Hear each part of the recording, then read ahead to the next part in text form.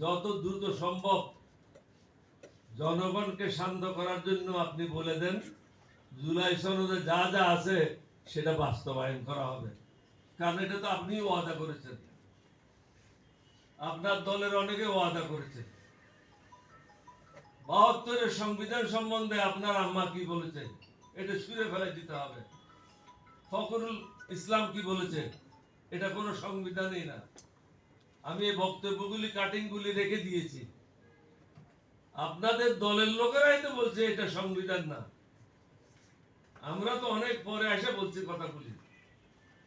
সংবিধান তো মানুষকে দমন করার জন্য না, সংবিধান হচ্ছে মানুষকে আনন্দ সুখ দেওয়ার জন্য, সুবিচার নিশ্চিত করার জন্য। আমাদের দেশে কি সুবিচার আছে? না। ল মিনিস্টার টেলিফোন করে জজ সাহেবকে শাহরিয়ারকে ছেড়ে দেন, ছেড়ে দিল। 6 মাসের জন্য দিয়ে দেন, বন্ধ করে দিল। আমি আপনাদেরকে একটা উদাহরণ দিই, এটা বোধহয় 1911 সালে না 12 সালে হবে। আমি কক্সবাজারে ছিলাম, হঠাৎ পত্রিকায় দেখি একটা মামলা হয়েছে আমার বিরুদ্ধে যে সচিবালয়ে ককটেল ফুটাইছে কেউ এবং ওইটার পরিকল্পনাকারী আমি। এখন কক্সবাজার থেকে কিভাবে পরিকল্পনা করলাম, তখন প্রধানমন্ত্রীর উদ্দেশ্যে আমি একটা প্রেস রিলিজ দিলাম, মাননীয় প্রধানমন্ত্রী আপনি তো আমাকে কালকে ঢাকায় দেখছেন, দোয়া করেন যেন আপনি সব সময় আমাকে আপনার সম্মুখে থাকতে দেখতে পারেন, সর্বত্র যেন আমাকে দেখতে পারেন। এখানে বিচার ব্যবস্থা ধ্বংস। উনি তো লয়ার, আমি নিজেও ল পড়েছি, ফাইনাল পরীক্ষাটা দিই নেই। বিচার ব্যবস্থা নাই। বিচার ব্যবস্থা হলো আমার জন্য আর মামুর জন্য,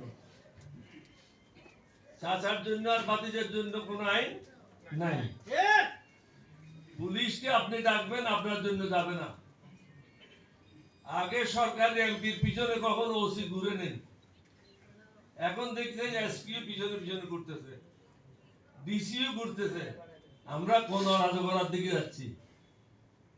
প্রেসিডেন্ট জিয়ার সময় আমার এখনো স্মরণ আছে, আমি সার্কুলার ইস্যু করেছিলাম প্রেসিডেন্ট জিয়ার সাথে কথা বলে, ডিসিরা প্রেসিডেন্ট জিয়াকে রিসিভ করার জন্য, প্রটোকল দেওয়ার জন্য এয়ারপোর্টে বা হেলিপ্যাডে আসবে না।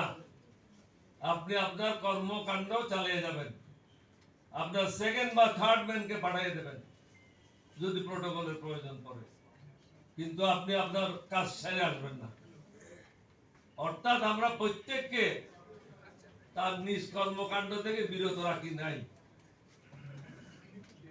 এখন তো এইগুলি কোনো ব্যবস্থা নেই, হুজুর যা বলে উনিও তাই বলে, হুজুরের হুকুমেই সব কাজ হয়।